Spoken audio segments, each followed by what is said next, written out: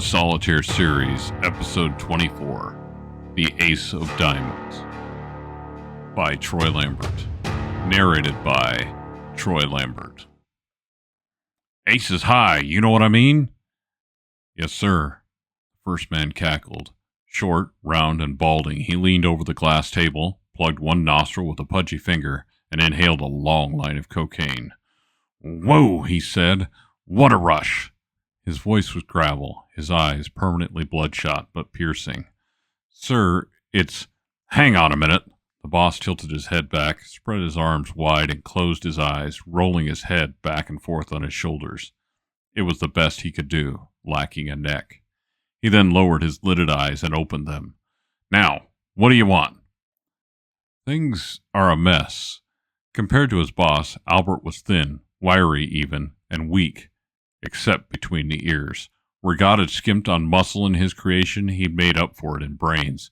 If he'd gone into the military, he would have led men with strategy, brilliance, and creativity. But he couldn't do a push-up to save his life, and the idea of shouting hoorah about anything seemed like a genuinely stupid idea to him. That would mean drawing attention to himself. But his uncle had noticed his intelligence and skill, paid for his college, recruited him as an advisor for his business. Albert had not known for sure what his uncle did was illegal, and certainly not the extent of his criminal operations, but once he did, and understood the seven-figure salary he could earn if he played his cards right, as his uncle had put it, he lost his conscience for the most part. Other than an occasional twinge when it came to murder and certain types of mayhem, he didn't feel a thing. If he ever did, a quick glance at his bank balance and investment ledger quickly put those feelings to rest. Well? His boss uncle interrupted his thoughts, and he realized he'd just stopped speaking after his last sentence. Things are a mess, he started again. The queen is dead, Nakamura is out chasing some lead, trying to find Jack and something he has. Our competition seems to be closing in, and the FBI and the Gaming Commission seem to be stepping up their efforts. In what way? All I know is there's some kind of secret task force. We need to be careful until we know more. Albert waited. His Uncle Barry, who he never called that, sat down at his desk. He brushed away the leftover cocaine. Probably enough for another line, Albert thought to the side. He opened a laptop and keyed in a password. Albert knew it, but he would never reveal the fact that he did. He was saving that knowledge in case he ever needed it.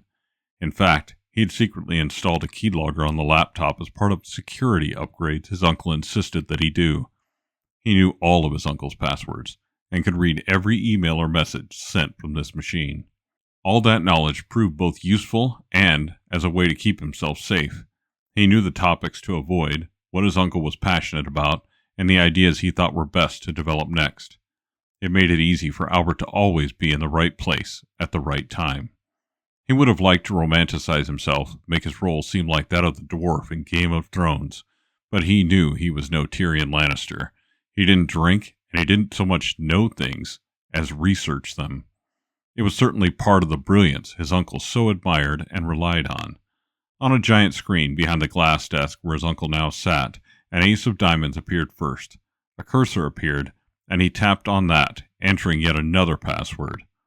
Only one character off from the first, Albert thought. Then a map appeared, and his uncle turned to look at it. There were several locations marked around the world, some with numbers indicating there was more than one target located there. Zoom in, his uncle said out loud. Sector V. The map shifted, and the view zoomed, and they were looking at Southeast Asia. There were targets all over Vietnam. Several were green, but many were still marked with red dots. We're so close, he said. So close. His voice was soft, almost reverent. Normally loud-mouthed, his uncle softened when he talked about one thing. Treasure. Quite specifically, treasure in Vietnam. Much of what they found there consisted of arms caches, sold easily enough at ridiculously low prices to arms dealers, most often to one they simply called the Lord of War. He had such deep government connections that he was nearly untouchable anywhere in the world. Any transaction with him was more secure than any retail transaction ever. Of course, since Albert understood just how vulnerable any retail transaction was, that really wasn't saying much. Except it was. The Lord of War and others like him made the rest of their treasure hunts possible. And what treasures they found! Jewels, gold, silver, ancient jewelry, all sold on an ever-expanding black market catering to the 1%, customers rarely touched by any economic crisis and driven by greed. "Who's the source of the trouble?" his uncle asked. "Jack for one, blackjack maybe, we don't know for sure. But there are some new players on the board. They don't know what we have, but they want a share of it." "Which operations do they threaten?" "Gambling, finance, and Vegas." "What was the Queen after?" "A ring they say Jack has." "The ring?" His uncle spun in his chair, and the screen went dark. "The one his father gave him. Some say if you know what it means and can decode it, it has the answer to all of our operations." Albert gestured at the blank screen. "The really important ones, anyway." His uncle sat, silent, staring, and thinking. Albert simply waited. He had ideas, big ones, but sharing was not always caring or welcome when it came to the man across from him. No matter how much money you were getting paid, if you made the wrong move with him, death was your fate.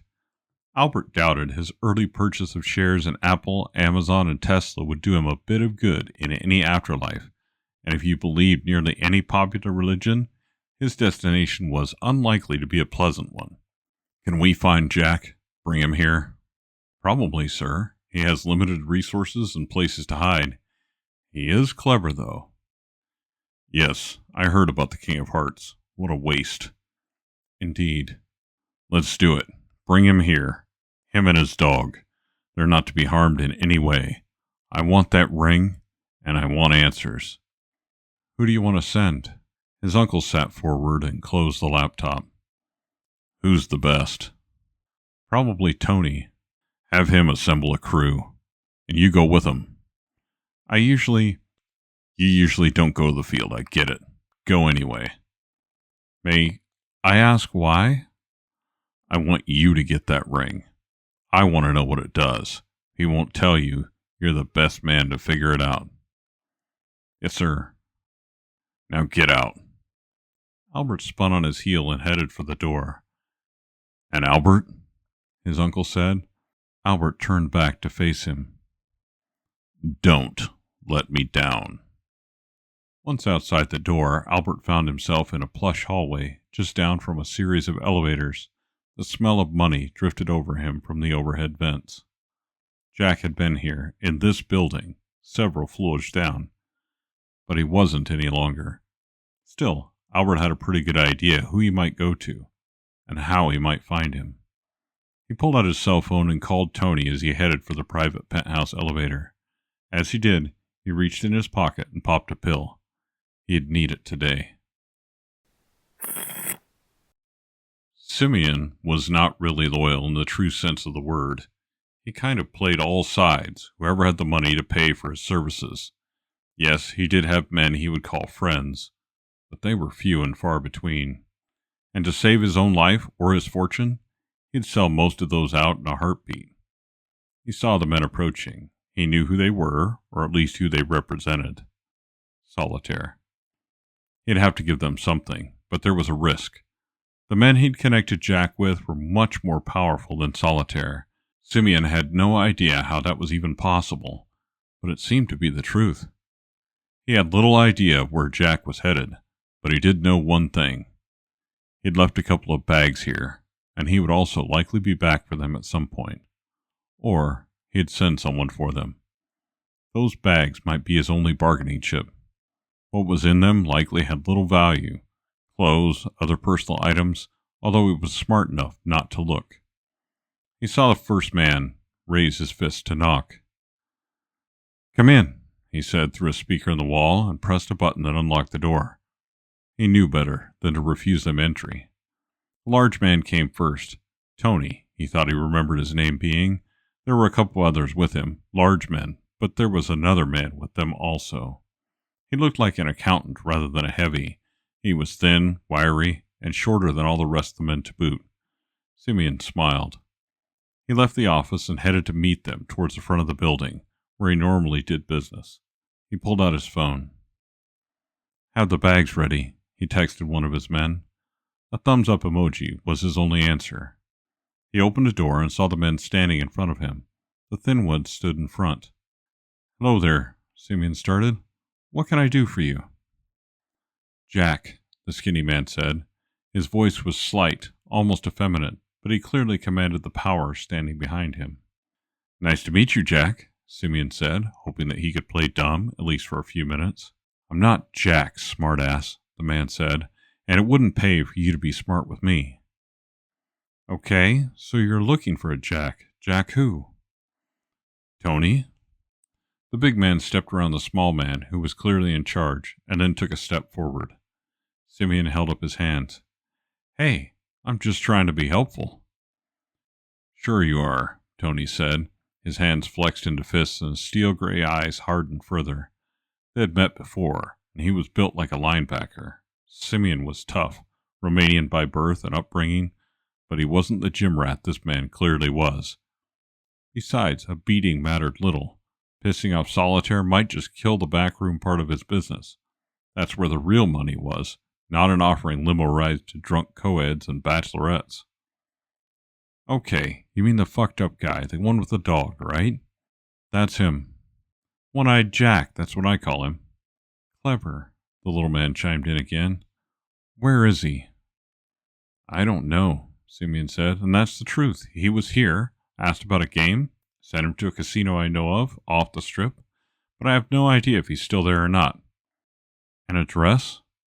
"I have something better." Simion held up his hands again in a sign of surrender. "What would that be?" "He left his bags here, a couple of them." The little man smiled. "So he will probably come back for them, or send for them at least." "Yes."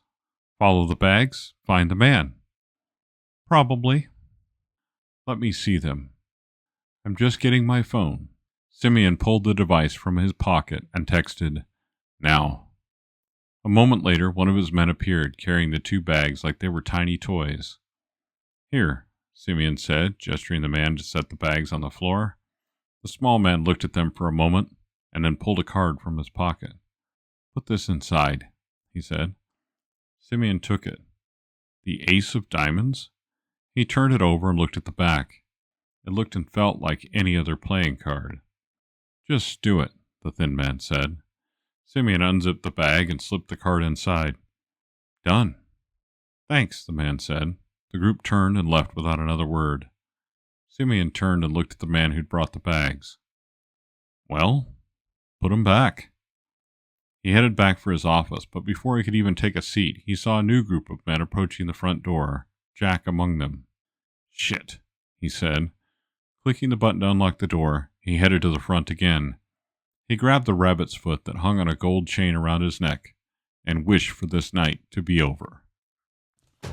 Thanks for listening to Solitaire Series, Episode 24, The Ace of Diamonds.